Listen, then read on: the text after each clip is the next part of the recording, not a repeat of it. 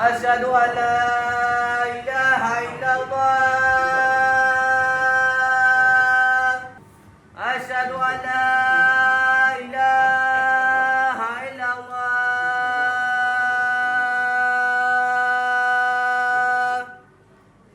ဒီဝိပုကျောင်းတော်လေးဟာရောင်ဝန်တိုင်းဒေသကြီးဗုဒ္ဓထောင်မြို့နယ်တန်လျင်စွန်းလန်းအမှတ်1ရပ်ကွက်ပင်မဒဏီတော်ဆက်ဝင်းအတွင်းမှာတည်ရှိတဲ့ဗလီဝိကျောင်းတော်လေးဖြစ်ပါတယ်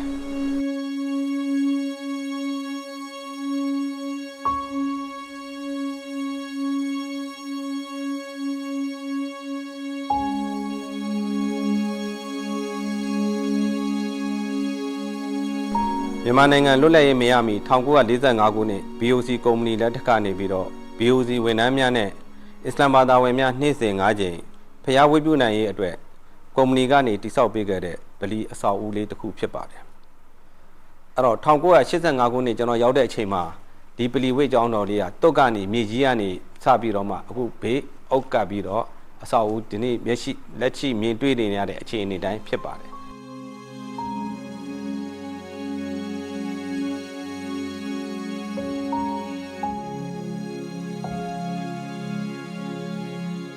ဒီဒဏီတော်ပလီဆိုပြီးနာမည်ပေးခြင်းရတော့ကျွန်တော်ရောက်ရှိတဲ့အချိန်ကနေစပြီးတော့ဒီမှာတော့ဟိုးရှေ့တုန်းကတော့ဒီမှာဒဏီတော်တွေရှိခဲ့တယ်ဒဏီတော်တွေရှိခဲ့တော့ဒီနေရာဒဏီတော်ဆိုပြီးတော့တမုတ်ခဲ့တယ်ပေါ့အဲ့တော့ဒီဝိပုကျောင်းတော်လေးကိုလည်းဒဏီတော်ပလီဝိကျောင်းတော်ဆိုပြီးတတ်မှတ်တယ်လို့ကျွန်တော်ရဲ့အရှိဘက်မှာရှိတဲ့ဓမ္မယုံတော်ကိုပဲနန္တာဒဏီတော်ဓမ္မယုံဆိုပြီးတော့တတ်မှတ်ခဲ့ပါတယ်ပလီရဲ့အရှိဘက်မှာဆိုရင်နန္တာဓမ္မယုံရှိပါတယ်အဲ့တော့ဆက်ဝင်းအတွင်းမှာတည်ရှိနေတဲ့အတွက်ဘာသာရေးအရာလည်းတစ်ချိန်တစ်ခါမှထိခိုက်ရန်ဖြစ်ထိလွယ်ရှားတဲ့စကားရမျိုးသုံးဆွဲမှုလည်းမရှိဘဲနဲ့စီစီလုံးလုံးညင်ညွန့်ညွန့်ချစ်ချစ်ခင်ခင်နဲ့အတူရှင်တွဲနေထိုင်ခဲ့တာယနေ့တိုင်ဖြစ်ပါတယ်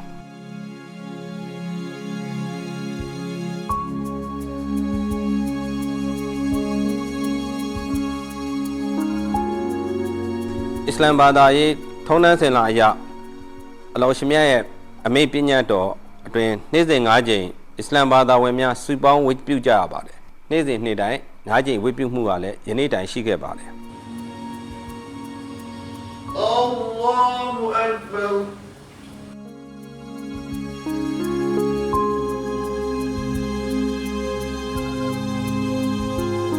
အစ္စလာမ်ဘာသာဝင်နေကြီးနေ့ရက်များ